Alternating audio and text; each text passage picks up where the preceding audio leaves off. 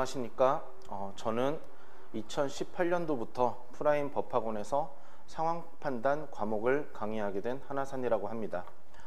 본 수업은 저에 대한 소개와 함께 기출문제 분석을 통해서 제가 상황 판단 과목을 어떻게 접근하는지에 대해서 알려드리고자 이 수업을 진행하게 되었습니다. 제가 생각하는 기출 분석이라는 건 문제에 대한 접근 방식을 확립하는 것입니다.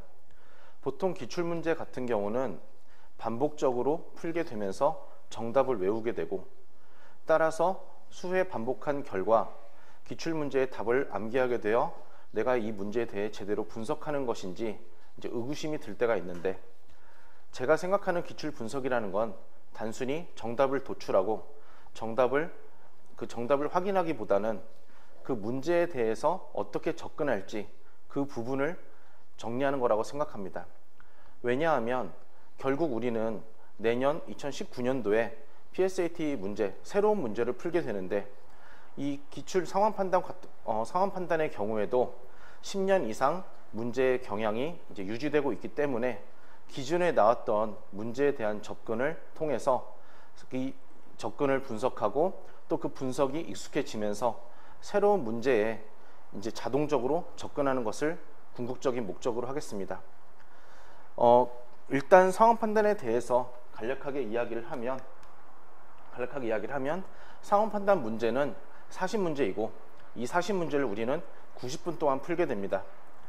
한 문제에 평균적으로 2분 정도의 시간을 소요하게 되는데, 문제의 구성은 1번부터 10번, 11번부터 20번이 한 묶음으로 책형에 따라서 1번부터 20번과 21번부터 40번의 위치가 바뀌는 것은 알 수 있습니다.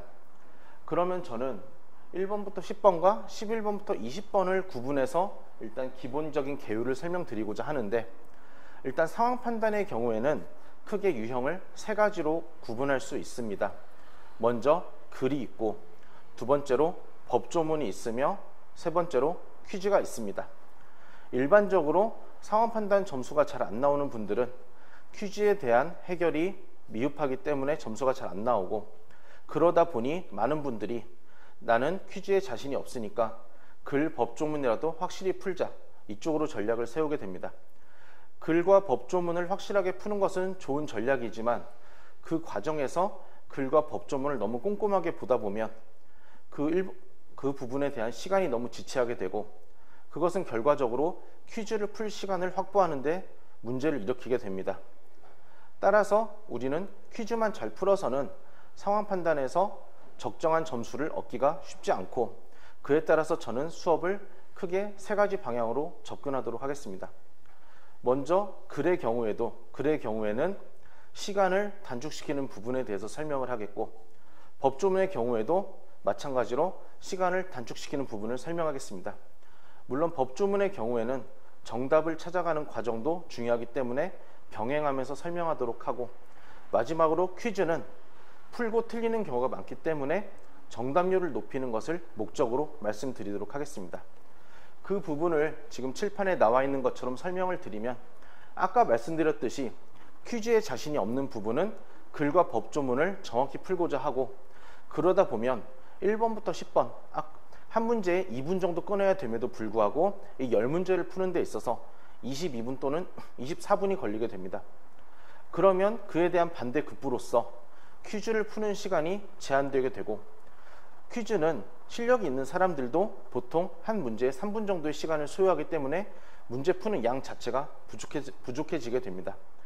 따라서 조금 전에 말씀드린 것과 같이 우리는 글과 법조문, 주로 이제 공부해 보신 분들은 알겠지만 1번부터 10번에 글과 법조문이 모여 있고 11번부터 20번에 퀴즈가 모여 있는 것을 알 수 있을 테니 1번부터 10번은 시간을 줄이는 부분을 목적으로 하겠습니다.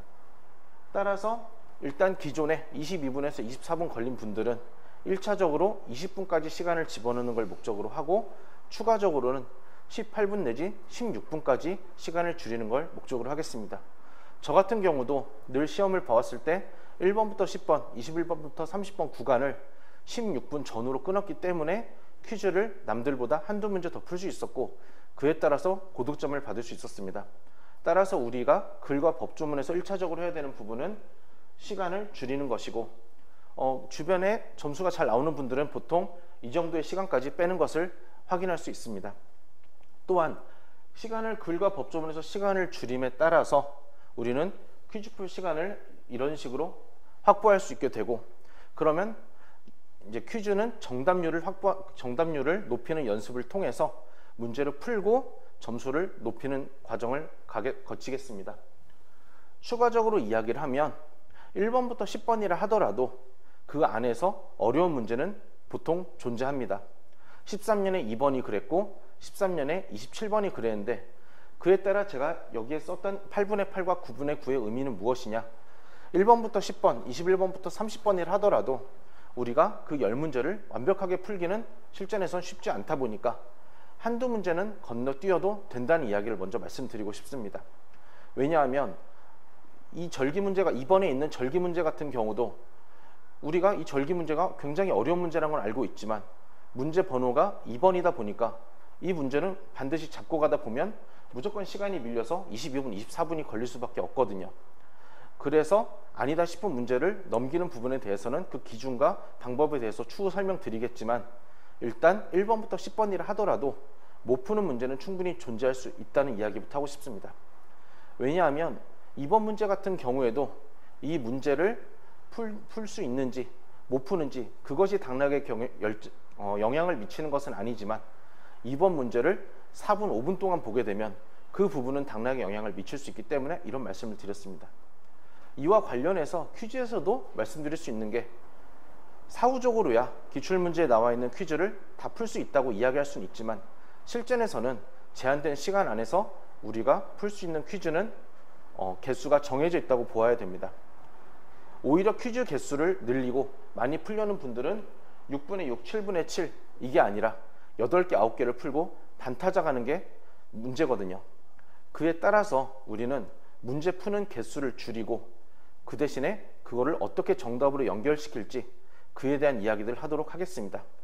그렇지만 아까 말씀드린 바와 같이 퀴즈는 보통 90점 전후로 나오는 제가 푸는 경우에도 한 문제에 3분 정도 잡고 풀어야 되기 때문에 퀴즈 푸는 시간을 확보하는 게 중요하고, 그래서 본 수업으로 들어가기 전에 정리를 하면 우리는 1번부터 10번, 물론 퀴즈가 일부 껴있기도 하지만 주로 글과 법조문이 모여있는 번호대에서는 시간을 줄이는 연습을 하도록 할 것이고, 여기에서 확보된 시간을 통해서 11번부터 20번 모든 퀴즈를 푸는 게 아니고 풀 수 있는 퀴즈를 푸는 연습도 선별하는 과정을 거치도록 하겠습니다. 상황 판단의 경우에는 글과 법조문 퀴즈 각 문제에 대해서 어떻게 접근할지 정하는 것이 50% 정도 중요하다면, 나머지 50%는 운영을 어떻게 할지에 대한 이야기입니다.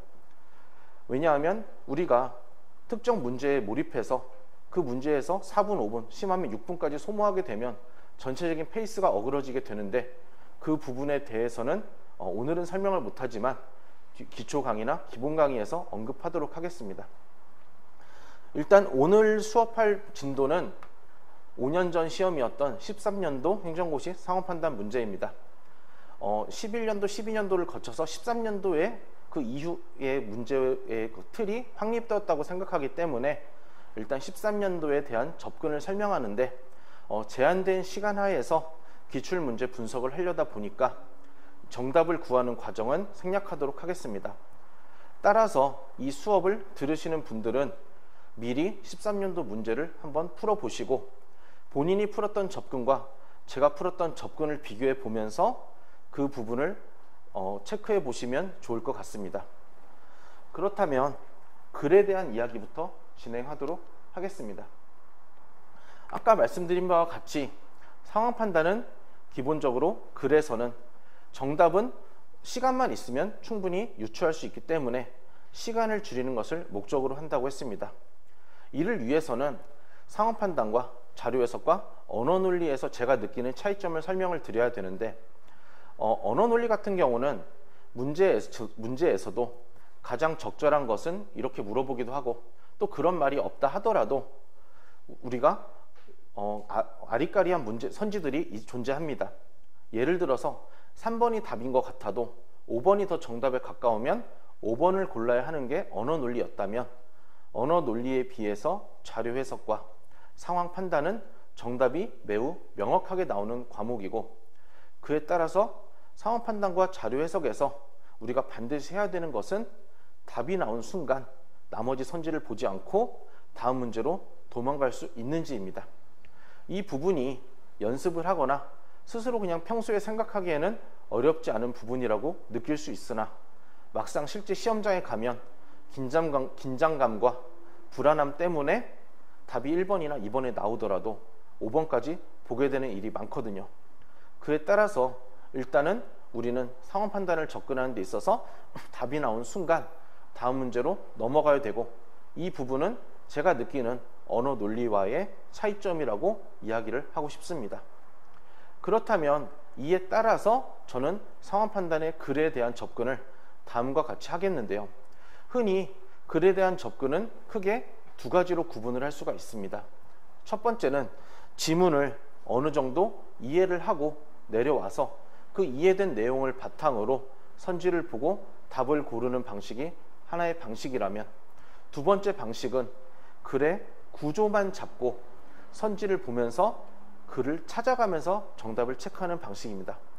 다시 정리하면, 이해를 바탕으로 하는 경우에는 선지를 보면서 지문을 찾아가는 일이 잘 없지만, 글의 구조를 바탕으로 하면 선지를 보고 지속적으로 찾아가는 방식이 두 가지 방법의 차이라고 이야기를 할 수가 있습니다.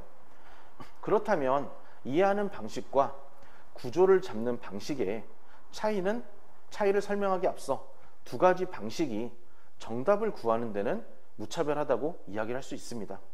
다만 지금 지속적으로 글의 경우에는 우리가 시간을 줄이는 게 핵심이고, 또 시간을 줄이기 위해서 아까 말씀드렸듯이 우리는 모든 선지를 보는 게 아니라 답이 나온 순간 끊고 다음 문제로 도망갈 수 있어야 된다는 이야기를 했습니다. 그에 따라서 우리는 안 봐도 되는 선지까지 굳이 이해를 할 필요는 없기 때문에, 다시 한번 말씀드리면 정답률을 높인다는 측면보다는 시간을 줄이기 위해서 우리는 글의 구조를 잡을 것이고, 그리고 선지를 보고 어느 부분인지 찾아가서 답이 나오면 다음 문제로 넘어가는 것을 기본적인 틀로 하고, 이 부분을 반복적으로 연습해서 퀴즈 풀 시간을 확보한다고 생각하시면 될 것 같습니다. 그렇다면 이제 글에서 어떻게 시간을 줄일 것인지에 대해서 구체적으로 이야기를 해보도록 하겠습니다. 일단은 1번 지문을 보겠는데요. 사실 1번 지문은 13년도에 나왔던 글 중에서 제일 어려운 지문이라고 이야기할 수도 있습니다. 일단은 제가 글에 대한 접근을 일단 개략적으로 조금 더 이야기를 하면, 저는 글을 구조를 파악하자고 했는데, 여기 써 있듯이 저는 글을 이제 구조를 문단 단위로 파악하자고 이야기를 하겠습니다. 이유는 기출 분석을 해보니 대부분의 선지, 한 80%에서 90% 이상의 선지는 하나의 선지가 하나의 문단과만 연결이 되더라고요. 따라서 내가 그 선지를 보고 이 선지가 어느 문단에 대한 이야기인지만 알 수 있다면 올라가서 확인하는 과정은 어렵지 않거든요. 따라서 우리는 글의 구조를 어느 문단으로 들어갈 수만 있으면 되기 때문에 문단 단위로 파악한다는 측면에서 제가 구조 파악 다음에 문단 파악이라는 이야기를 썼습니다. 그렇다면 우리가 선지를 보고 이게 1문단인지 2문단인지 3문단인지 들어가기 위해서는 글의 구조를 잡고 내려오면서 문단 간의 차별화를 할 수 있어야 됩니다. 그래야 헤매지 않고 어느 문단인지 직행할 수가 있거든요. 조금 잠시 후에 구체적으로 설명을 드리겠지만, 이 차별화하는 방식은 키워드를 체크하는 것이 아니라 여기 적혀 있듯이 처음 보는 단어를 체크한다고 말씀드리겠습니다. 그래서 이 방식에 따라서 이제 어떤 식으로 접근하는지 예를 들어 한 말씀을 드려보겠습니다. 1번의 1문단인데, 꿀벌은 나무 등지나 벌통에서 군집 생활을 한다. 암컷인 일벌과 여왕벌은 침이 있으나 수컷인 추벌은 침이 없다. 우리는 이해를 하면서 내려오는 게 아니고 찾아가기 위해서 글을 읽는 것이기 때문에 무엇이 있는지 정도의 수준으로만 읽고 내려올 것이고, 그러다 보면 시험지를 깨끗하게 비워놓고 내려오는 것보다는 표시를 하면서 내려오는 게 보다 효율적입니다. 일단 제가 기본적인 표시는 동그라미랑 이제 밑줄을 사용할 건데 뭐 두 가지의 차이를 두기보다는 제가 그냥 양자를 섞어서 쓴다고 생각하시면 될 건데, 하나씩 말씀을 드려보면 이제 첫 번째 문장을 읽으면서 예를 들어서 뭐 꿀벌이나 이런 군집 생활을 체크하면서 내려올 수 있습니다. 그러면 글을 읽는 접근 방식과 관련해서 제가 이제 이 부분에 대해 하나씩 좀 설명을 드리면, 일단 우리는 이제 첫 번째 말씀드리고 싶은 게 한 번만 읽자라는 이야기입니다. 한 번만 읽자의 의미는 뭐냐? 우리가 글을 이해하기 위해서는 한 번 읽고 이해가 안 되면 그 부분을 두 번, 세 번 읽어서 이해하고 내려와야 되지만, 우리의 목적은 이해가 아니기 때문에 한 번만 읽고 혹시라도 한 번 읽고 이해나 암기가 안 되는 경우에는 그때는 무엇에 대한 건지 묶어버리고 내려오면 되거든요. 그러니까 여기에 있는 한 번만 읽자는 우리가 이해를 목적으로 하는 것도 아니고 암기를 목적으로 하는 것도 아니기 때문에 이렇게 한 번만 읽자라고 이야기를 할 수가 있고, 그 부분을 지문으로 와서 이야기를 하면 두 번째 문장에 있는 암컷인 일벌과 여왕벌은 침이 있으나 수컷인 수벌은 침이 없다. 뭐 지금이야 굉장히 편안하게 읽을 수 있지만 실제 시험에서는 이런 부분들을 외우기는 어렵다고 봅니다.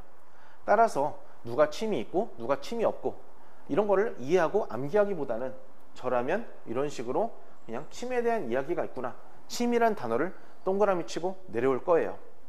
그리고 뭐 1문단을 읽고 선지로 가는 건 아니고 조금 이따 다시 설명하겠지만, 지문을 끝까지 읽은 다음에 선지 1번을 보았을 때 선지 1번 사람이 꿀벌에 쏘였다면 그는 일벌이나 수벌에 쏘였을 것이다, 이런 쏘였다는 이야기를 통해서 1문단으로 올라가서 이제 침을 읽고 그 부분은 이제 정독을 해야겠죠. 그래서 1번이 틀렸다, 이런 식으로 잡게 되겠죠. 이 부분도 연습을 해보시면 알겠지만 오히려 이 선지 1번처럼 침과 쏘였다처럼 유의어로 나오는 경우는 오히려 흔치 않고 일반적으로는 그 단어가 그대로 나온다고 생각하시면 됩니다. 이어서 이야기를 해보면 여왕벌과 일벌은 모두 산란하지만 뭐 어쩌고 저쩌고 수정하고 발달하고 미수정란이면 수정한다. 그러면 저는 이렇게 산란, 수정, 미수정란 이렇게 먼저 체크를 해볼게요. 그런데 저는 이렇게 이야기할 수 있어요.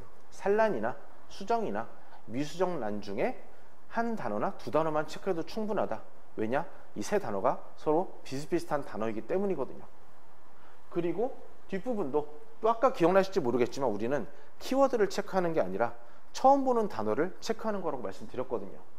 그러다 보면 이렇게 반복되는 여왕벌, 일벌 이런 단어를 체크하기보다는 오히려 여기는 유충이나 로열젤리 이런 부분들을 표시할 수 있겠죠.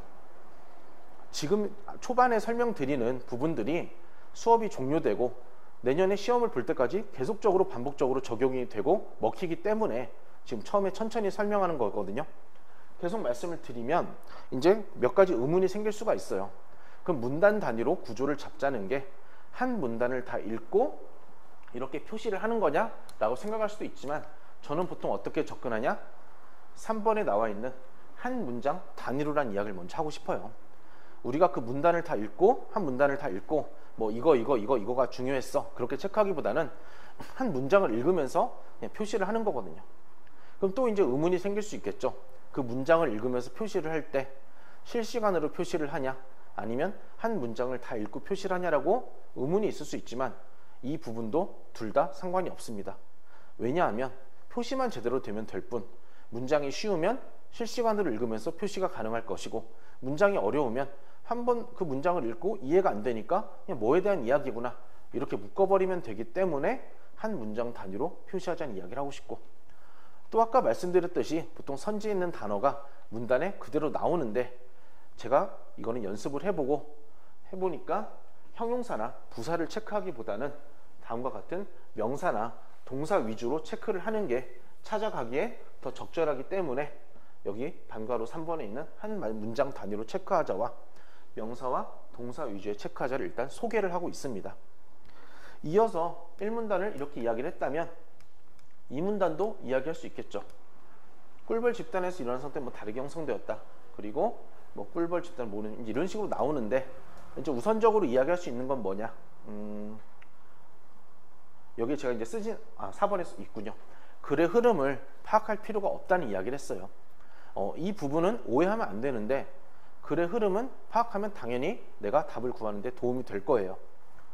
또한 언어 논리 같은 경우는 어떻게 보면 글의 흐름을 파악하는 게 핵심일 수도 있어요. 글이 지지를 하는지 또는 반박을 하는지 그 부분에 따라서 결론이 달라질 수 있기 때문이거든요. 그렇지만 앞서 말씀드렸듯이 상황 판단은 글이 문단 단위로 파악만 하면 충분하고, 또한 내용들이 보통 문단 단위로 연결되기보다는 일반적으로 분절되어 있기 때문에 글의 흐름을 알면 좋지만 몰라도 상관없다는 걸 경험을 했기 때문에 글의 흐름을 억지로 파악하지 말자는 이야기부터 하고 싶어요.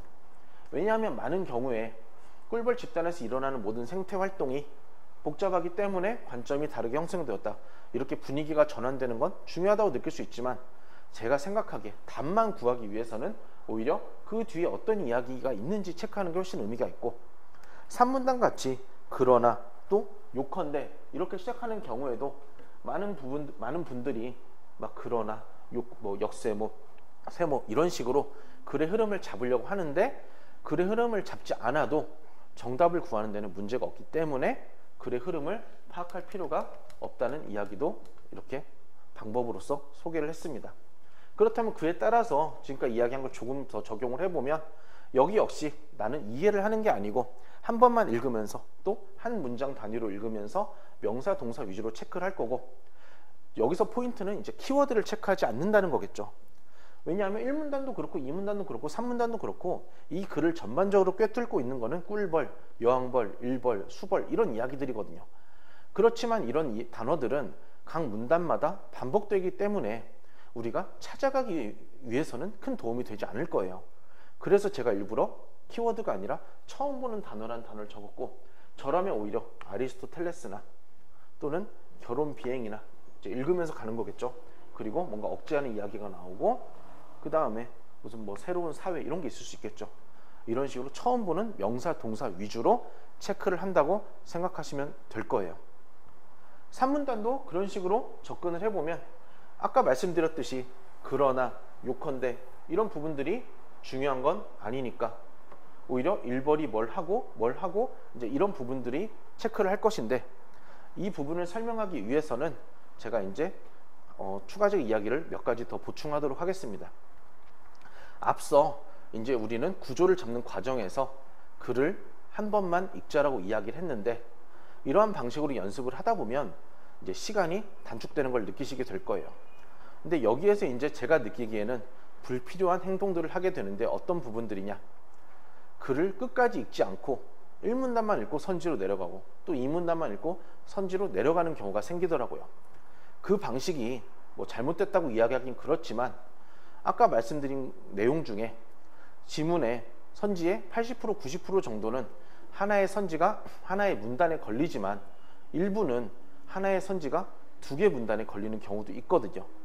그런데 내가 글을 끝까지 읽지 않고 1문단만 읽고 선지를 해결하고 그런 식으로 접근하다 보면 두 개 문단짜리에 걸려가지고 정답률에 문제가 생길 때가 있더라고요. 왜 이런 이야기를 하냐, 우리가 아까 말씀드린 것처럼 1번부터 10번까지 너무 어려운 문제 한두 개는 못 풀 수 있지만, 푼 문제는 적어도 글과 법조문에선 정답으로 연결을 해야 점수가 버틸 수가 있는 거거든요. 따라서 이런 부분에서 미스가 나면 안 되기 때문에 일단 실수를 막기 위해서, 왜냐하면 실제 시험장에 가면 우리가 처음 보는 문제와 지문을 선지를 보게 될 텐데, 그 경우에는 이 선지가 하나의 문단에 걸리는지 두 개 문단에 걸리는지 사전적으로 알 수는 없다 보니까 그냥 위험을 깊이 회피하는 입장에서는 일단 저는 한 번만 읽자도 중요하지만 적어도 글을 지문을 끝까지 한 번은 읽고 그리고 선지를 보기 시작하자라는 이야기를 먼저 하고 싶습니다.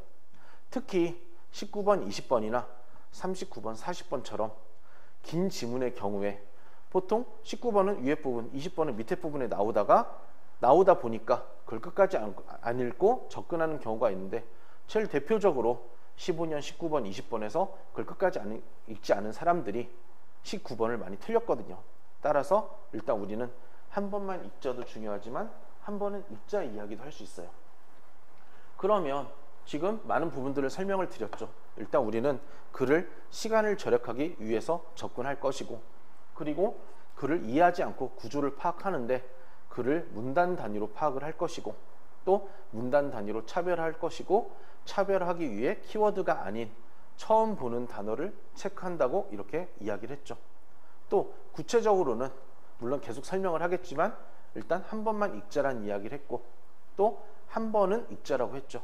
정답률을 확보를 해야 되니까. 그러면서 방법으로선 한 문단을 닳고 표시하기보다는 저는 이제 동그라미랑 밑줄을 병행하는데 한 문장 단위로 읽는다는 이야기를 했고 그 과정에서 형용사 부사보다는 명사나 동사 위주로 체크한다는 이야기를 했죠. 마지막으로 글의 흐름을 알면 좋지만 글의 흐름을 몰라도 상황 판단의 경우에는 정답을 구하는데 크게 어려움이 없다 보니까 우리는 글의 내용이라기보단 단어를 잡으려고 해야 되지 너무 흐름에 몰입할 필요가 없다는 이야기도 추가적으로 할 수 있어요. 그렇지만 단순히 이런 부분들만 봐서는 이거 갖고 어떻게 시간을 줄이지라는 의문이 들 수 있거든요. 그러면 시간을 줄이기 위한 구체적인 방법들에 대해서 한번 1번부터 10번까지 이야기를 통해서 몇 가지 설명을 드려보도록 하겠습니다. 저는 일단 기본적으로 구조를 잡기 위해선 한 번만 읽자, 한 번은 읽자 이런 이야기를 했는데 조금 더 연습을 해보니까 한 번은 읽자의 과정에서 읽지 않아도 되는 부분들이 있더라고요. 결국은 처음에 구조를 잡는데 이 부분은 읽지 않아도 내가 놓치는 부분이 없고 문제가 되지 않기 때문에 이제 한 번 읽지 말자고 할 것이고 다음과 같이 한 번은 읽자의 예외라고 설명을 드릴 수가 있거든요. 이 네 가지를 일단은 4번은 22번에 있으니까 조금 보류하고 1번, 2번, 반괄호 1, 2, 3에 대한 이야기를 좀 왔다 갔다 하면서 설명을 드리도록 할게요. 먼저 문제 4번을 한번 보도록 하겠습니다. 문제에서 이제 뭐 옳은 것을 물어봤고 1문단인데 제2는 재난과 변이 합성어로서 재난보다 더 포괄적인 개념이다. 사실 4번의 첫 번째 문장은 개념이란 단어가 있어서 개념이라고 생각할 수도 있고 또 이런 개념이란 단어가 없더라도 일반적으로 상황 판단에서 어떤 문장이 뭐뭐는 뭐뭐란 이렇게 시작하면 한 90% 정도는 개념으로 간주할 수 있습니다. 그래서 첫 번째 문장은 제2에 대한 개념이라고 볼 수 있고 우리가 조금 더 유연하게 사고를 한다면 두 번째 문장 역시 제2에는 뭐가 있고 뭐가 포함되었다고 하면서 개념이라고 이야기할 수 있겠죠. 뭐 실제 시험에서는 이런 식으로 해서 개념이라고 쓰기는 어려울 거예요. 그리고 1문단을 이렇게 읽고 물론 여기 읽고 선지 내려가는 건 아니고 3문단까지 읽고 선지 기억을 보았을 때 조선시대에는 재난은 제2를 포괄하는 개념이었다라고 해서 개념에 대한 선지가 문제가 돼서 1문단으로 올라가서 뭐 기억이 틀렸다 이 과정을 통해 아마 답을 구할 거예요. 그렇다면 이렇게 개념이 문제가 되는데 아까 제가 한 번은 읽자의 예외로서 개념은 읽지 않아도 된다는 이야기를 왜 했냐? 최근 10년치 기출을 분석을 해보니까 13년 4번 기억을 제외하고는 개념을 직접적으로 물어보는 선지는 없더라고요.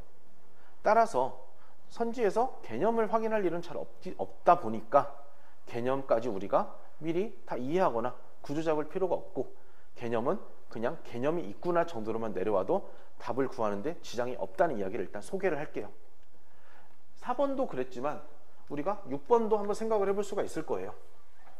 6번 같은 경우에도 사회통합 프로그램이란 국내 이민자가 어쩌고저쩌고 하면서 아까 말씀드렸듯이 뭐뭐는 뭐뭐란 이런 거는 한 80%, 90%는 개념이라고 볼 수 있거든요. 그럼 이 첫 번째 문장도 지금 쓰던 것처럼 우리가 이제 개념이라고 생각을 할 수가 있겠죠. 근데 실제 시험에선 이렇게 확인할 수는 없을 거예요. 근데 중요한 건 뭐냐? 우리가 평소에 연습을 하거나 이 문제가 풀어본 문제였다면 이런 첫 번째 문장을 그냥 가볍게 읽고 쑥 지나갔겠지만 실제 시험에서는 긴장되는 부분도 영향을 미치고 또 이 부분이 왠지 내가 놓치면 안 될 부분이라고 생각을 해서 한 번만 읽는 게 아니라 두 번, 세 번 정독을 하게 되는 경우가 빈번하게 발생을 하더라고요.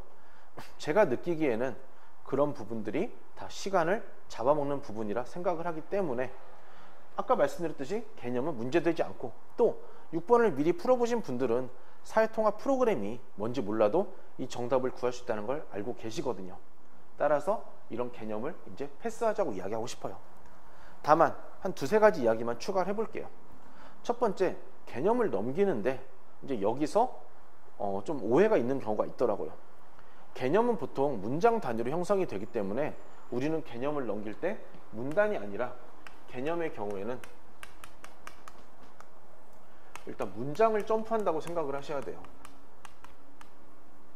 왜냐하면 간혹 가다가 1문단을 그대로 넘기는 분들이 있으니까.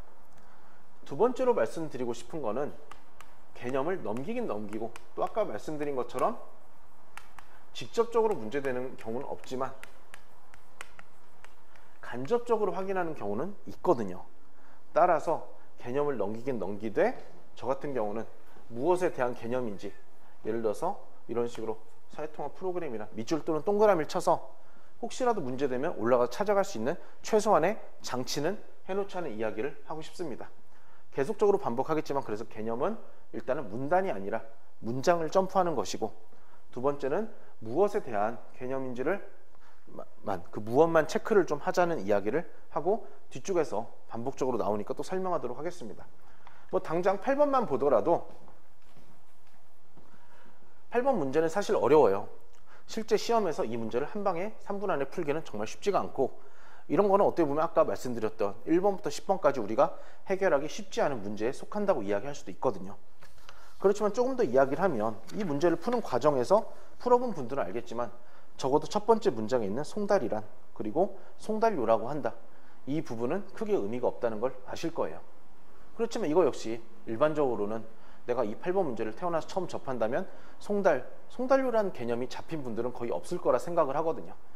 그럼 이 부분을 두 번, 세 번 읽다 보면 넘어갈 것도 빨리 못 넘어가게 되고, 그러면 시간적인 문제를 야기하기 때문에 여기 역시 마찬가지로 제가 한 문장 단위로 또 무엇에 대한 개념이 잡자고 했으니까 저라면 그냥 송달이란 하고 빨리빨리 보면서 송달 개념이구나 체크만 하고 이렇게 지나간다고 이야기할 수 있을 거예요.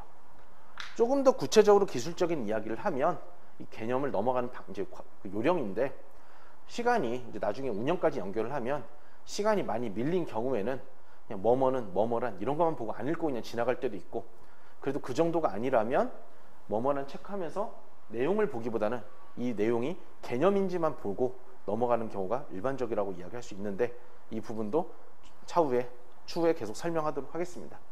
그래서 지금 쭉 이야기했던 부분들이 제가 먼저 한 번은 읽자의 예외로서 개념을 패스하자는 이야기를 했다면, 두 번째는 아까 반괄호일에 같이 있는 예시를 넘어가는 이야기도 해볼게요. 이건 간략하게만 언급하고 이제 넘어가겠는데, 4번에 이 문단의 중간 부분을 보면 예를 들면 지배계층 실정하면, 자, 이런 예시도 제가 기출 분석을 해보니까 정답을 구하는 데는 도움이 될지언정 이 찾아가는 데는 무시해도 되는 부분이더라고요. 그래서 구조를 잡을 때는 예를 들어 예컨대 가령 이런 부분들은 안 읽고 점프를 해도 올라가서 나머지 부분들을 통해서, 그러니까 올라가서는 예를 들면 예컨대 가령으로 시작하는 문장들을 읽을 수 있으나 적어도 구조 잡을 때는 유의미하지 않기 때문에 개념뿐만 아니라 예시도 일단 한 번은 읽자의 예외라고 설명하도록 하겠습니다. 두 번째는 나열에 대한 범주화라고 다시 한번 미리 이제 가서 체크를 해보면, 제가 한 번은 읽자, 한 번만 읽자를 이야기했지만 한 번은 읽자의 예외가 있다는 이야기를 했고, 첫 번째가 개념과 예시라고 해서 그 부분을 패스하자고 했어요. 그러면 이제 지금은 두 번째 나열에 대한 범주화와 세 번째 찬스에 대한 이야기만 해보려고 하는데, 하나씩 설명을 드리면, 일단 나열에 대한 범주화는 뭐냐? 글을 읽는 과정에서 많은 경우에 A, B, C, D 이렇게 나오는 경우가 많이 있어요. 그러면 그거를 하나하나 기억하고 체크하려고 하는 경우가 있는데, 이거 역시 시간을 줄이고 구조를 잡는 과정에서는 이런 콤마는 처음에 체크하지 않아도 된다는 이야기를 먼저 하고 싶은 거죠. 뭐 이미 제가 지우긴 했지만 1문단의 첫 번째 문장 같은 경우는 사회통합 프로그램이라 하면서 그냥 여기까지 점프를 해버릴 것이고, 프로그램의 참여 대상은 뭐 이런 건 체크할 수 있겠죠. 처음 나온 단어니까 참여 대상이 있고, 뭐 결혼 이민자가 있고 일반 이민자가 있고, 이 정도만 하고 내려올 거예요. 어차피 외울 수는 없으니까. 이런 부분들은 일단 안 읽어도 된다는 이야기를 하고 싶죠. 다만 제가 그냥 나열을 패스하라고 한 게 아니라 나열에 대한 범주화라는 이야기를 했거든요. 올라가서는 확인하는 경우가 있기 때문에 이런 콤마를 묶어줄 수 있는 단어는 표시를 하고 내려오는 게 적절해요. 여기서는 자연스럽게 체크가 됐지만 얘네들이 일반 이민자로 묶을 수가 있기 때문에 이제 이렇게 나열에 대한 범주화를 했고, 제가 뜬금없이 이 나열에 대한 범주화를 이야기한 건 아니었고, 아까 1번에 산문단 때문에 이 이야기를 이제 계속 한 번 이제 예외를 설명드린 건데, 1번의 산문단을 보시면 이제 오히려 아까 말씀드렸던 그러나, 요컨대 이런 부분들은 크게 중요하지 않다고 했어요. 그럼 여기서부터 1번은 로열 젤리를 먹이고, 그 다음에 파수병을 하고 꽃가루를 모으고 청소를 하고 억제를 한다. 하나하나 표시하셔도 되지만 이거 역시 우리가 좀 유연하게 생각하면 1번이 뭘 하고 뭘 하고 뭘 하고 뭘 한다. 나열된 거기 때문에 나열에 대한 범주화를 충분히 적용할 수 있는 영역이거든요. 그렇지만 실전에서 우리가 옆에다가 뭐 1번의 역할 이렇게 쓸 수는 없기 때문에 저는 똑같이 단어를 표시하자고 할 것이고, 그러면 뭐 어디든 상관없지만 이런 1벌과 그쵸? 1벌과 그리고 어디 역할도 상관없어요. 이런 역할을 해서 그냥 여기까지는 1벌의 역할이구나 이러면서 묻고 내려오면 된다는 이야기도 일단 소개를 하도록 할게요. 그리고 이제 마지막 부분을 보면 여왕벌에서 여왕물질이란 선분비율이 나오고, 어쨌든 여왕물질도 처음 나온 단어, 뭐 선분비율도 처음 나온 단어, 물론 더 체크할 수도 있겠죠. 그런데 제가 왜 이 두 단어를 체크했냐, 이제 많은 분들이 질문을 하시거든요. 그러면 이 구조를 잡는 방법에 있어서 정답이란 게 있냐 이렇게 물어보시는 경우가 있는데, 뭐 모범 답안 또는 예시의 답안은 있을 수 있어도 사실 정답은 존재하지 않아요. 왜냐하면 우리가 실제 제한된 시간 하에서 단어들을 완벽하게 체크할 수 없다는 게 첫 번째 이유이고, 두 번째는 우리가 왜 이 단어들을 체크하는지 그 목적을 생각해 보시면 되거든요. 우리가 이렇게 단어들을 체크하는 이유는 선지를 보고 찾아가기 위해서예요. 그렇다면 선지에 있는 단어 중에 하나라도 문단에 걸려 있으면 그게 어느 문단인지 찾아가는 데는 어려움이 없거든요. 사실 선지 5번을 보시면 여왕물질이란 단어도 있고 선분비물이란 단어도 있기 때문에, 그렇지만 여왕벌이란 단어는 여기저기 있기 때문에 유의미하지 않거든요. 그러니까 내가 여왕물질 또는 선분비물 중에 하나만 체크를 했어도 산문단에 들어가는 건 어렵지 않기 때문에 정답은 없고, 그 대신 둘 중에 둘 다 놓치면 이제 시간이 좀 지체되는 일은 생길 수가 있겠죠. 그래서 1번의 지문이 사실 13년 전체 지문에서 제일 어려운 지문이긴 했어요.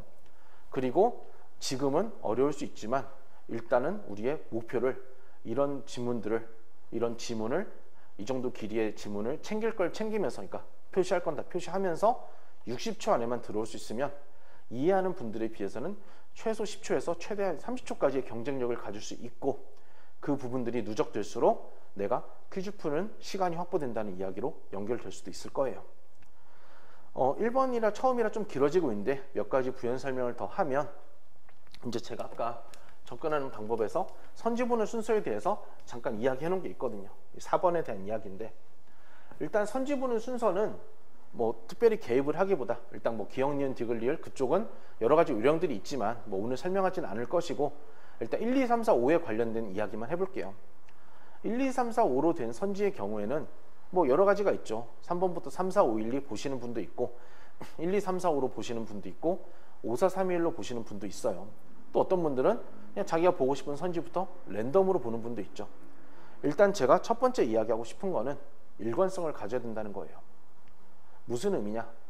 내가 시험장에 들어가서 재수가 좋으면 내가 보는 선지들이 계속 첫 번째로 걸리면 바로 도망갈 거니까 시간을 많이 줄일 수 있지만, 반대로 운이 안 따라주지 않으면 제일 마지막에 걸리면 그 해는 시간적으로 엄청난 손해를 보게 될 거예요. 이 시험이 토익 시험처럼 뭐 한 달에 한 번, 두 번 이렇게 있는 시험이라면 이렇게도 해보고 저렇게도 해봐서 그 중에 잘 나오는 점수로 우리가 가져가면 되지만, PSAT라는 시험이 1년에 한 번 있는 시험이고 그 특징을 고려하면 일단 리스크를 안고 가는 거는 너무 위험하다고 생각하거든요.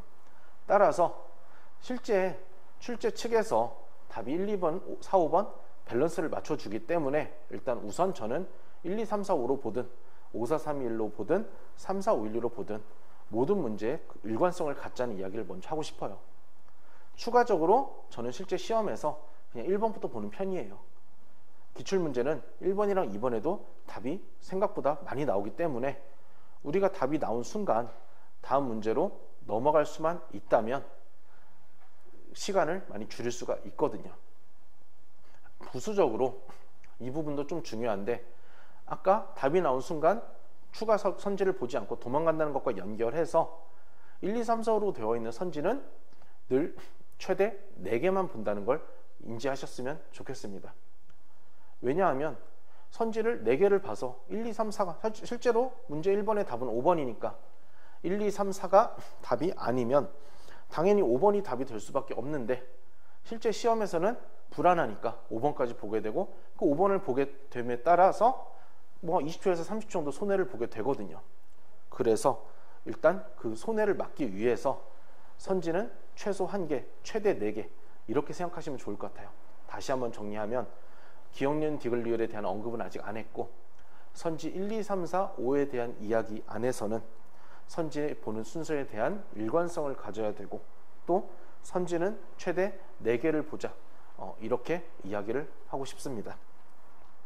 그래서 그렇게 따져서 또 몇 가지 이야기를 하면 그러면 이제 선지 보는 거에 대한 이야기를 좀 간단히 해볼게요. 뭐 답은 5번이지만 왜 답이 5번인지 이야기를 하기보다는 우리가 이제 뭐 이런 수요따면을 봐서 1문단에 찾아가고 또 뭐 각각의 뭐 파수병을 봐서 또 역할 올라가고 뭐 로열젤리로 또 올라가고 그런 부분들은 스스로 하실 수 있으니까요. 그런데 그렇다고 선지를 뭐 말도 안 되는 시간 10초 안에 빼라? 그런 말은 절대 아니에요. 왜냐하면 아까도 말씀드렸지만 우리가 1번부터 10번에서 8분의 8, 9분의 9 시간을 줄이는 것도 중요하지만 일단 정답률을 확보한 상태에서 시간을 줄여야 되는 거거든요. 근데 우리는 많은 경우에 어떤 일이 일어나냐, 지금 우리는 이 방법을 통해서 시간을 어떤 측면에서 줄이냐, 지문에서 줄이는 게 첫 번째고 두 번째는 답이 나온 순간 다음 문제로 도망가면서 시간을 줄이고 이 두 가지만 고려해야 되는데 어느 정도 한계에 부딪히는 분들은 이제 선지에서까지 시간을 줄이려고 하시더라고요. 근데 선지를 대충 보기 시작하면 정답률에 문제가 생기거든요. 그래서 아까 앞전에 적어놓진 않았지만 기본적으로 우리는 선지는 정확히 본다는 이야기를 먼저 할 수 있어요. 물론 선지는 정확히의 말은 되게 추상적이긴 하지만 좀 구체적으로 이야기를 하면 첫 번째로 시간적으로는 보통 20초 정도 투자를 해도 되고 이게 방법이 익숙해지면 보통 어느 문단인지 찾는데 2, 3초 올라가서 17초 정도면 어느 정도 점수 나오는 분들은 충분한 시간이라고 느끼시거든요. 그래서 일단 우리가 선지는 정확히 보고 다르게 말하면 올라가서 대충 보는 게 아니라 우리가 글을 읽고 내려올 때는 정독하는 게 아니지만 선지를 보고 그 문단에 올라가서는 정독을 해야 된다는 이야기로 연결할 수도 있을 거예요. 이유는 그렇게 하지 않으면 선지를 잘못 판단하게 되어서 시간은 줄여봤자 정답률에 문제가 생기니까 점수가 나올 수가 없거든요. 그래서 2번으로 넘어가기 전에 정리를 하면 우리는 그래서 시간을 줄이는 게 핵심이고 언어 논리와의 차이를 통해서 이해하는 게 아니라 구조를 잡고 문단 단위로 차별하는 방법은 처음 보는 명사나 동사 위주로 체크하는 거라고 말씀드렸어요. 그렇지만 우리가 시간을 줄이는 것은 지문을 이해하지 않고 구조 잡음으로써 지문에서 시간을 빼고 또 하나는 선지 보는 순서랑 연결해서 최소 1개, 최대 4개 답이 나온 순간 도망감으로써 시간을 줄이자고 했거든요. 다만 선지를 빨리빨리 봄으로써 시간을 줄이려다 보면 분명 점수에 문제가 생기고 그게 아까 말씀드렸던 8분의 8, 9분의 9로 이어지지 못하기 때문에 선지는 정확히 보자는 이야기를 했어요. 그래서 일단 1번 이렇게 개략적으로 설명을 드렸습니다. 이거는 이제 이 부분은 뒤쪽에 설명드리는 건데 부수적인 이야기를 한번 해보면 이런 방식으로 했는데 생각보다 지문에서 시간 단축이 어려운 분들이 있어요. 왜 그런지 보니까 이해를 분명 하지 말고 암기도 하지 말라고 했는데 기존의 습관이 남아 있어서 살짝 이해를 하고 내려온다 보면 그렇지 않은 분들에 비해서 지문당 10초에서 심하면 30초까지 더 밀려버리거든요.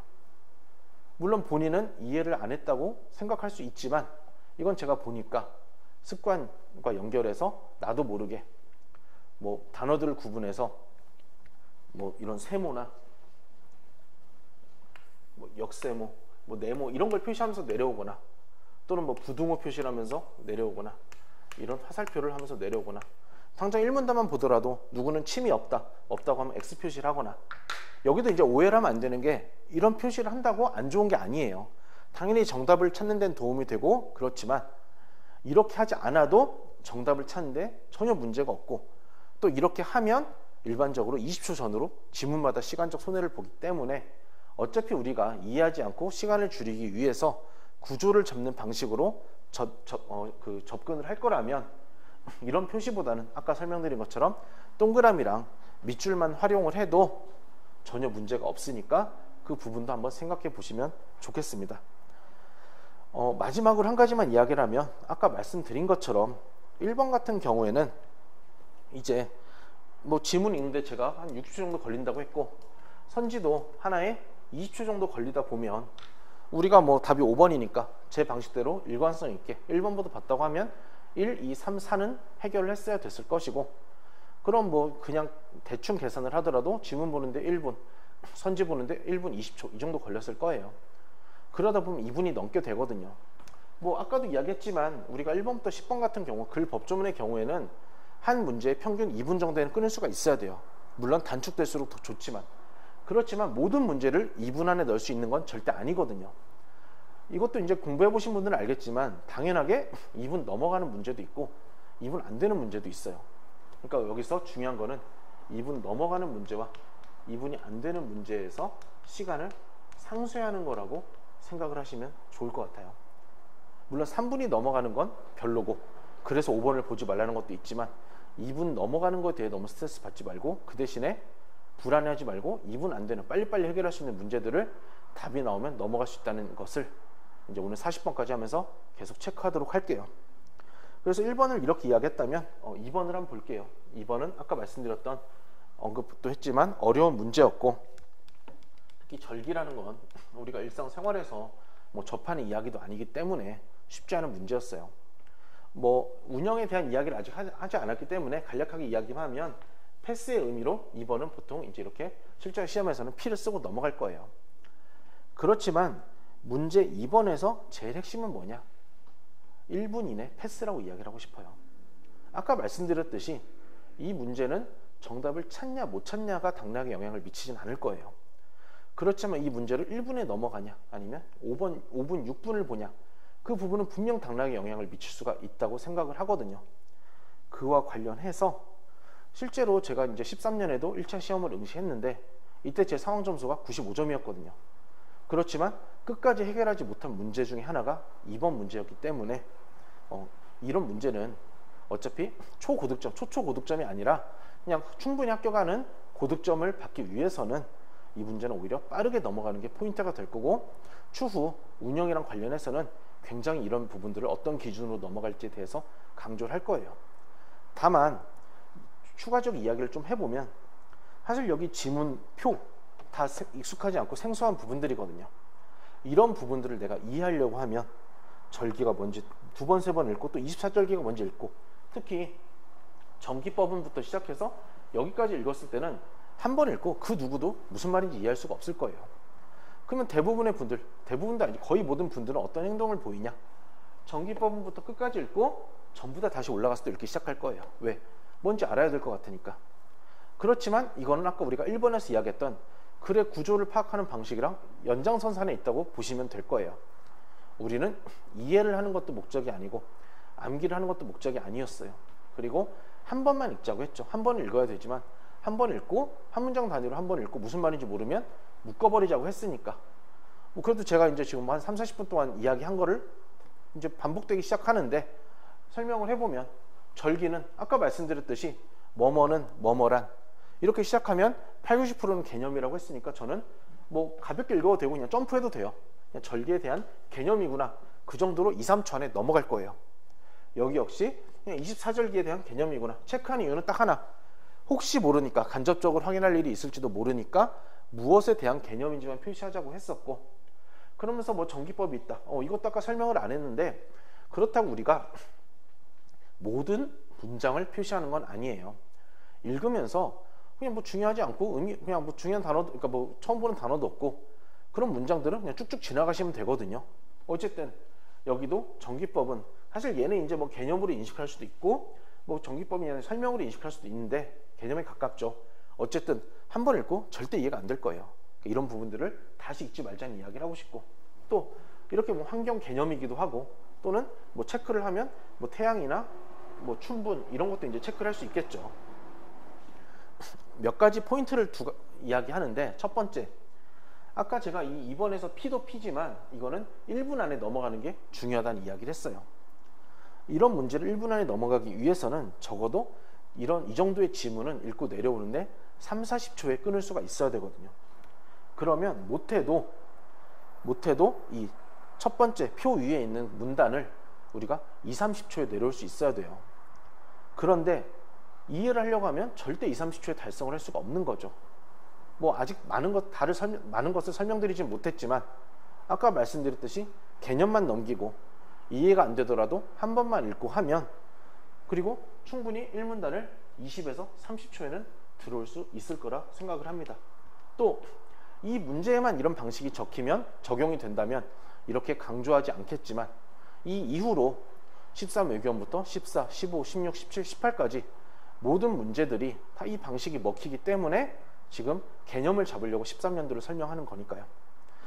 두 번째는, 이 문제는 답을 구하는 것 자체도 어렵지만 뭐 실력이 정말 좋아서 정답이 1번인 걸 구할 수도 있겠죠. 내가 만약에 실제 답은 1번이니까 1번인 걸 구했다면 아까 우리는 글이 되었든 법조문이 되었든 퀴즈가 되었든 답이 나온 순간 다음 문제로 넘어가자고 했고, 그렇다면 1번이 아니면 바로 체크하고 넘어갔어야 됐을 거예요. 이거랑 연결해서 생각해보면 지금 이 글에 있는, 특히 어려운 부분에 있는 환경, 전기법, 춘분 이런 부분들은 선지 1번을 해결하는 데는 무관한 이야기들이거든요. 선지 3번과 선지 4번을 보면 그때야 비로소 환경이 문제가 되면서 그때 올라가서 읽었어야 되는 올라가서 읽었어야 되는 부분이라고 이야기할 수 있죠. 따라서 우리가 어려워서 넘어가는 부분, 그러니까 넘어갈 거면 빨리 도망가야 되기 때문에 구조 잡는 것도 있지만, 또 한 번의 읽자의 예외를 활용하는 것도 있지만, 이것처럼 아까 이게 제가 말했던 언어랑 상황의 차이니까 모든 선지를 보는 게 아니다 보니까 환경에 안 나오는 부분들까지 내가 미리 이해하는 거는 실제 90분을 낭비하는 거라고 저는 생각을 하거든요. 그래서 우리는 글을 적어도 일단 제일 베이스는 한 번만 읽자와 한 번은 읽자, 이걸 꼭 잡고 접근을 하셔야 된다는 이야기를 하고 싶어요. 그리고 이제 표가 나왔죠. 표가 나왔는데 이 표에 대한 이야기도 제가 간략하게 해볼게요. 이 표는 일단은 우리가 공통적으로 알 수 있는 건 뭐냐, 사실 선지랑 또 밑에 있는 조건과 연결하기 전에는 이 표만 가지고는 사실 아무것도 꺼낼 수가 없어요. 어차피 이걸 내가 외울 수 있는 건 아니니까. 그런데 이 표를 두 가지로 접근을 하시더라고요. 첫 번째 방식은 표에 대한 축이라도 간략하게 확인하시는 분들이 있고, 두 번째 방식은 그냥 제껴버리는 분들이 있어요. 저는 둘 중에 후자를 말씀드리고 싶거든요. 표 패스라고 보통 이렇게 쓸 건데,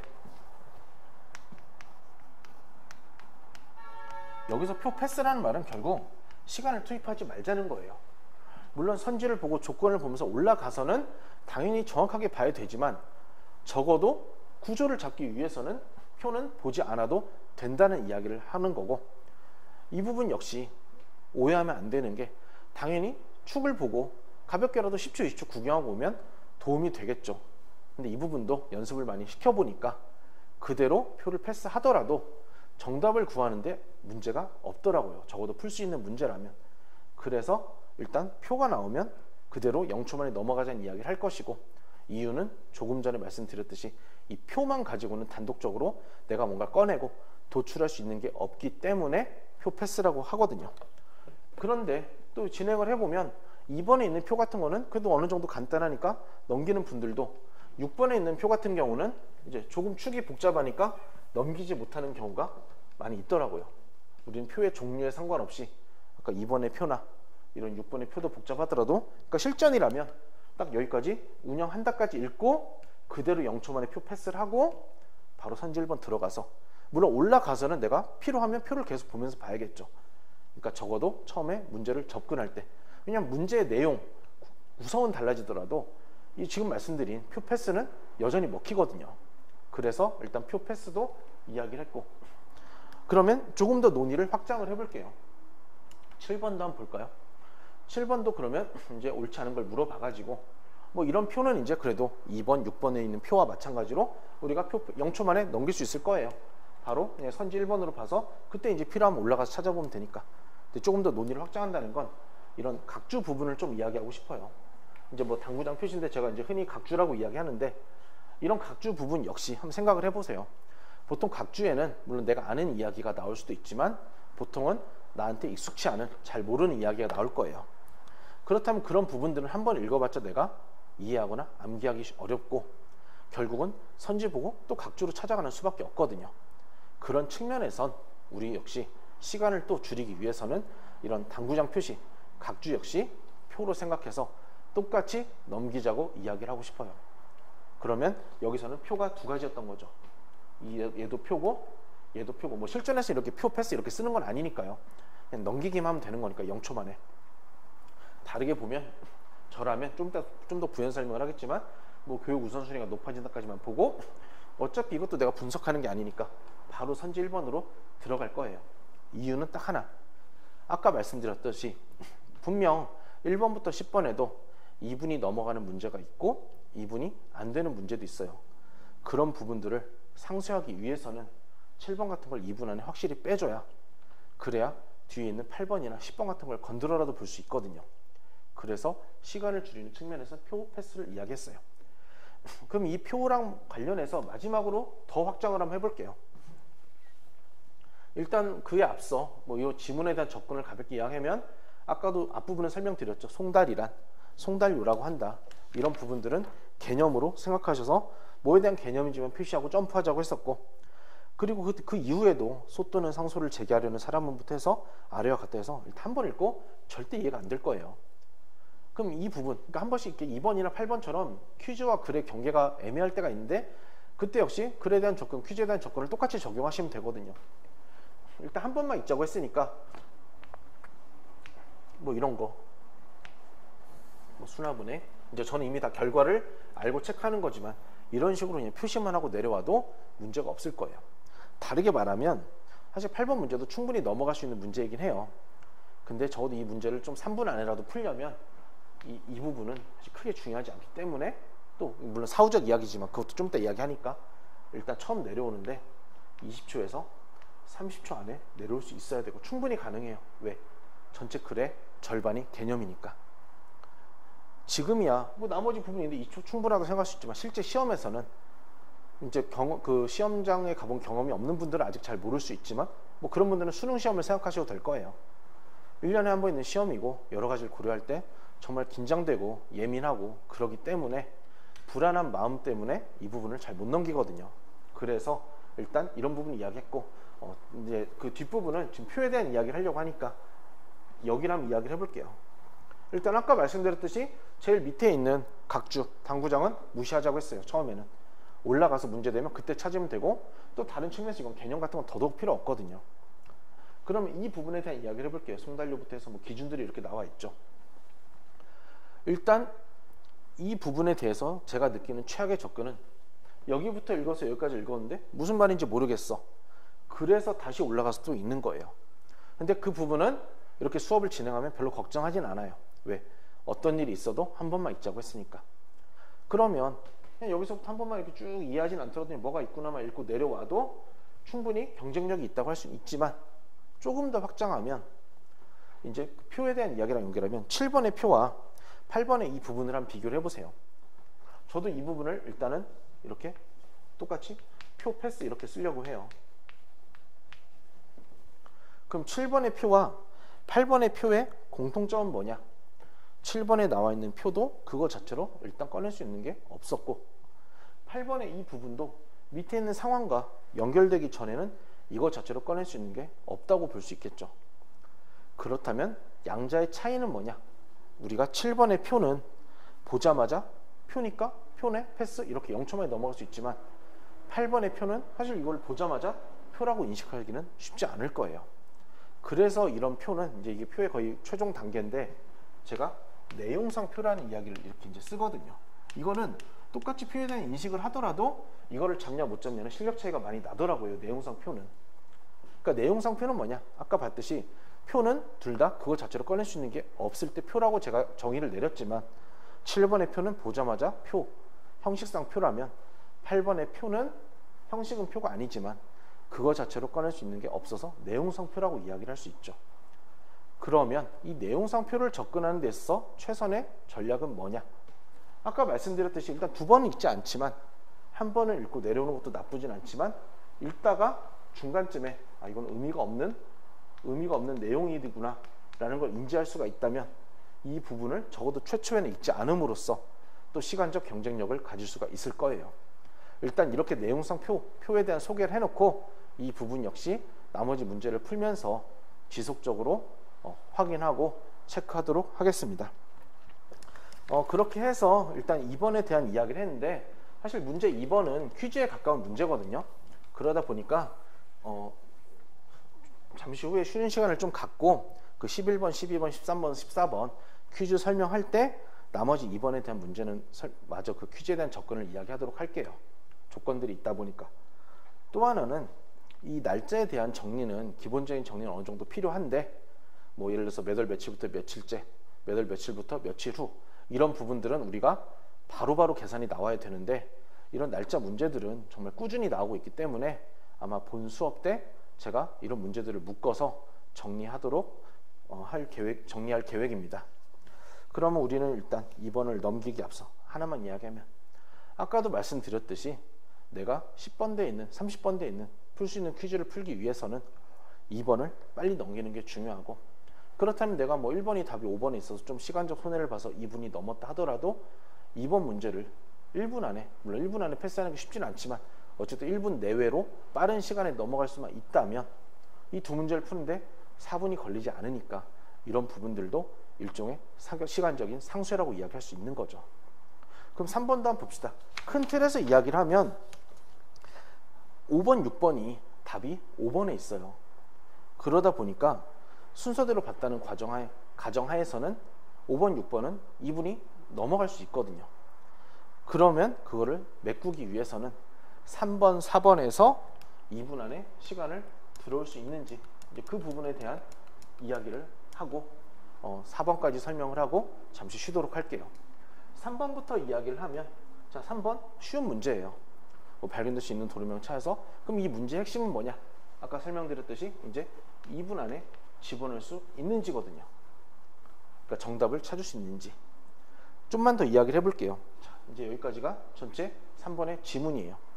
그러면 구조를 잡으라고 했고 또 그렇게 하는 분들도 이렇게 지문이 짧게 나오면 또 구조를 잡지 않고 이해하는 경우가 있더라고요. 제가 정리하고 싶은 거는 어쨌든 시간적으로는 구조를 잡는 게 이해하는 거에 비해서는 무조건 경쟁력이 있으니까 우리는 지문의 길이에 상관없이 구조를 잡자라고 이야기를 하고 싶고 2교시 때 설명을 드리겠지만 그래서 7번 문제처럼 굉장히 3줄, 4줄밖에 안 되는 굉장히 짧은 지문도 저는 구조를 잡자는 이야기를 하도록 할 거예요.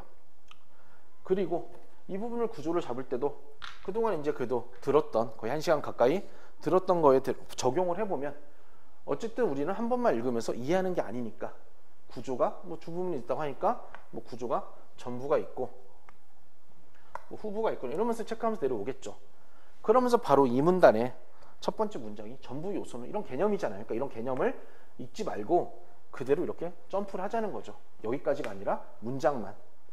그러면서 이 즉은 읽으면서 뭐 다양한 어휘 이야기도 나오고 또 여기도 뭐 후부 요소 뭐 이야기도 나오지만 그러면서 또 3문단은 그런데 그러나 글의 흐름을 알면 좋지만 몰라도 상관없다고 하니까 이런 그런데 이런 걸 너무 일일이 표시하기보다는 오히려 다른 이야기 뭐 기본형이라는 게 있고 뭐 확장형이라는 게 있구나. 정말 말 그대로 한 번만 읽으면서 내가 이걸 이해하거나 암기하는 게 아니기 때문에 약간 뭐가 있구나 그런 느낌으로만 가는 거예요. 왜? 결국은 선지 보고 그때 올라가서 필요한 부분 찾아야 되니까.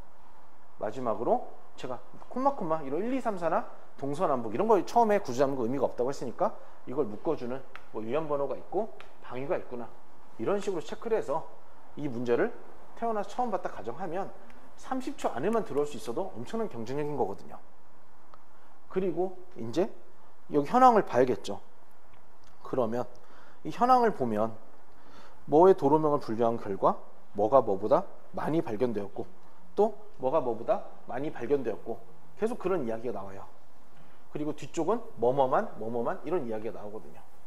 어떤 이야기를 하고 싶냐? 쉽진 않은데 뭐 다른 과목도 그렇겠지만 특히 상황 판단엔 장애물들이 많이 존재해요. 그거는 뭐 출제 측의 의도인지 아니면 뭐 실수로 나온 건지 그 부분은 제가 잘 모르겠지만 필요 없는 부분들을 많이 던져 주거든요. 그렇다면 제일 좋은 방법은 효율적으로 그런 중요하지 않은 부분들을 우리가 피해가면서 중요한 부분들만 읽으면 좋겠죠. 근데 계속 반복적으로 이야기하지만 실제 시험에서는 여러 가지 여건을 고려할 때 중요하지 않은 부분들도 혹시 몰라서 정독을 하기 시작하거든요. 그럼 제가 이야기하고 싶은 부분은 뭐냐? 적어도 상황 판단에서는 늘 중요한 부분과 중요하지 않은 부분들이 공존에 나오니까 우리가 중요하지 않은 부분들을 일일이 다 체크하는 게 아니라 건너뛸 수만 있다면 그 부분에서도 시간을 줄일 수 있을 것이고 실력 차이도 많이 나요. 여기선 똑같이 인지를 하더라도 이 부분도 계속 나오니까 반복하겠지만 이 문제를 한번 생각을 해보세요. 발견될 수 있는 도로명을 물어봤어요. 발견될 수 있는 도로명을 물어봤다는 거는 발견될 수 있는지 없는지가 중요한 거거든요.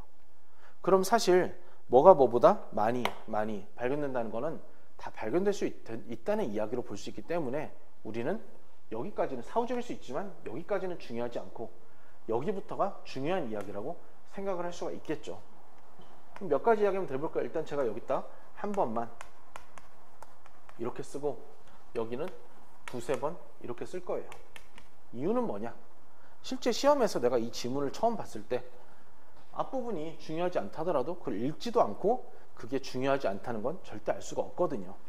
따라서 최소 한 번을 읽고 중요하지 않으면 한 번 읽고 바로바로 버리자는 거고 또 중요한 부분을 두 번, 세 번 암기해서 내려가자는 게 아니라 선지에서 지문을 왔다 갔다 할 때 중요한 부분 위주로 왔다 갔다 하자는 이야기를 하고 싶은 거예요. 3번 문제 같은 경우는 사이즈가 작아서 크게 의미가 없다고 생각할 수 있지만 그 뒤쪽으로 계속 문제를 보시면 이게 꽤 시간차를 벌릴 때가 있고 이거는 좀 이따 8번에서도 마저 설명을 하게 될 거예요. 어쨌든 제가 3번에서 강조하고 싶은 거는 이 3번 문제는 2분 안에 집어넣어야 된다는 게 첫 번째고 두 번째는 늘 상황 판단에는 장애물들이 존재하니까 장애물들을 피해야 된다는 것까지만 인지하시면 돼요.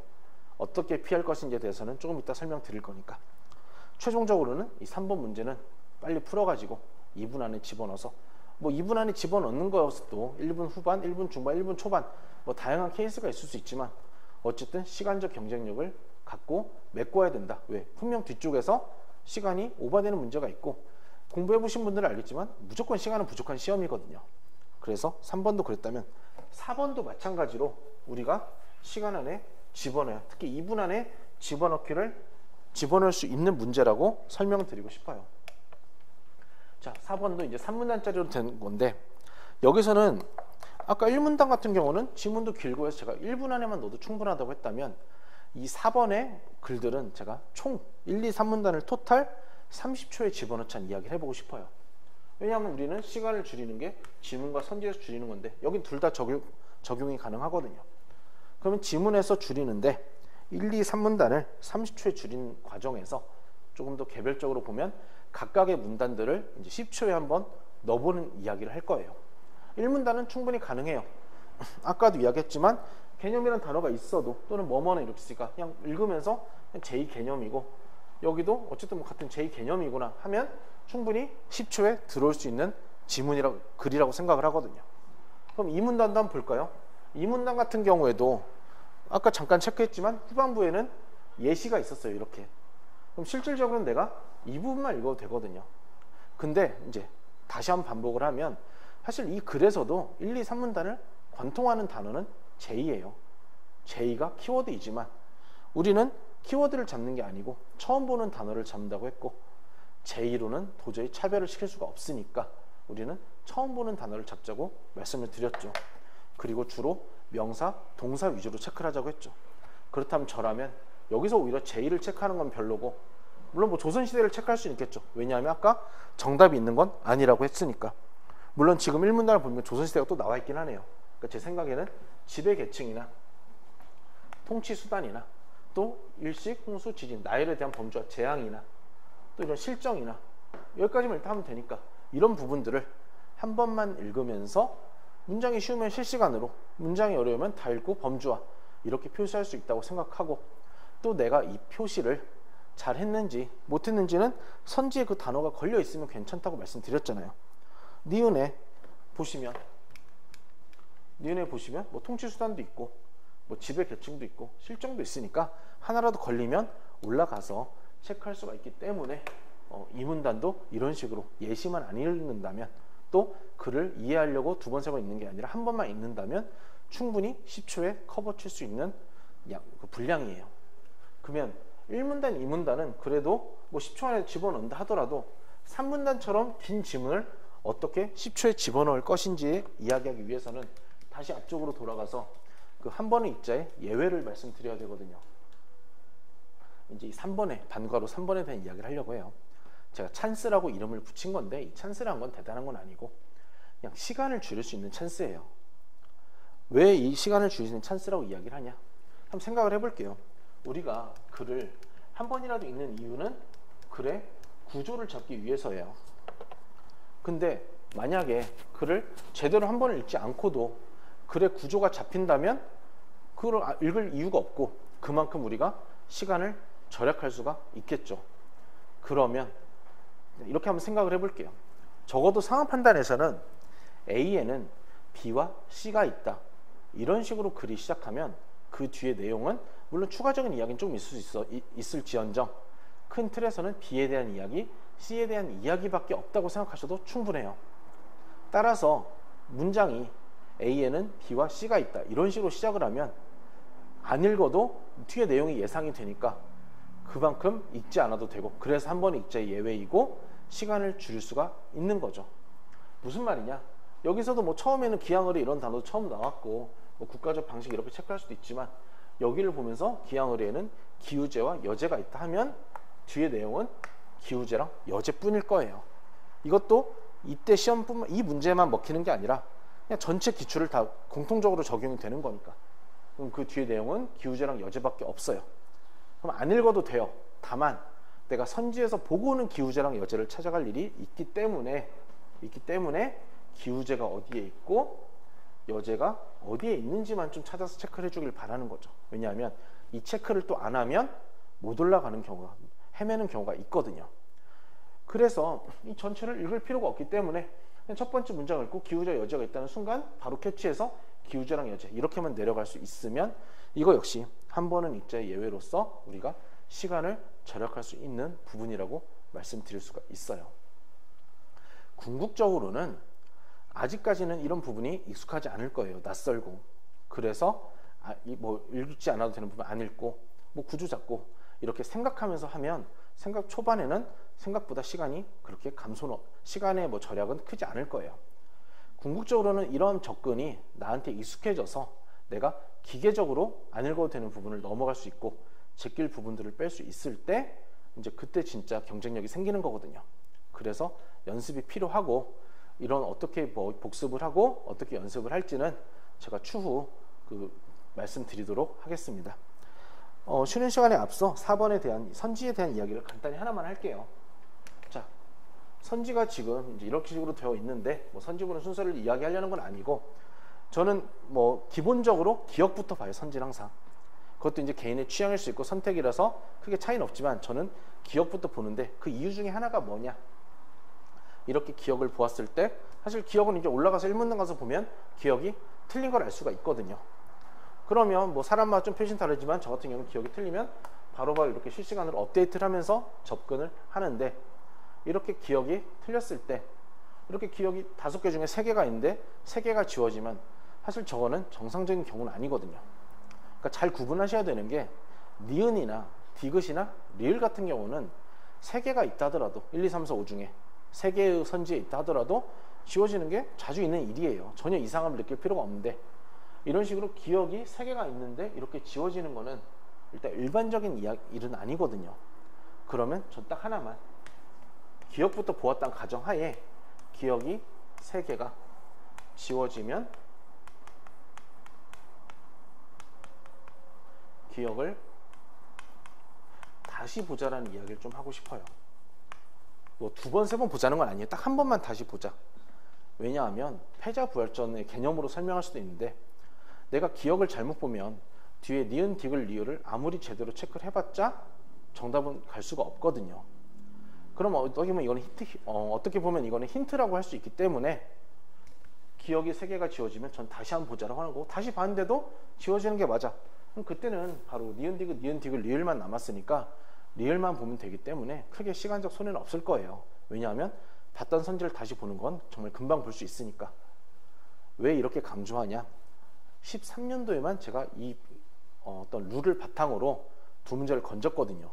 9번과 36번인데 그건 뒤쪽 가서 설명하면서 마저 이야기를 하고 지금은 그냥 기억이 3개가 있는데 기억이 틀렸을 때 이때 제가 어떻게 행동하는지 그 개념만 잡았다고 생각하시면 될 것 같습니다. 아까 앞서 말씀드렸듯이 지금 이 수업은 13년도 문제를 이미 다 풀어봤다는 가정하에 접근 방법을 비교하는 거고 접근 방법을 비교하는 이유는 기출 분석이 답을 구하는 게 아니라 어떻게 접근할지 그거를 내가 확실히 숙지를 해가지고 새로운 문제에 적용할 수 있는지의 여부이고 또 제가 생각하기로는 이때 적용되는 방식들이 그 이후에 계속적으로 적용이 되고 내년 시험에도 적용될 것이라고 생각하기 때문에 이렇게 전달을 하는 거죠. 그래서 일단 여기서 지금 들으시면서 제가 원하는 거는 뭐 할 수 있을까? 할 수 있는 부분들이에요. 그러니까 일단 이해가 돼야 될 것이고 그리고 이런 본인의 방식과 비교를 해서 한번 생각을 해보시면 좋을 것 같아요.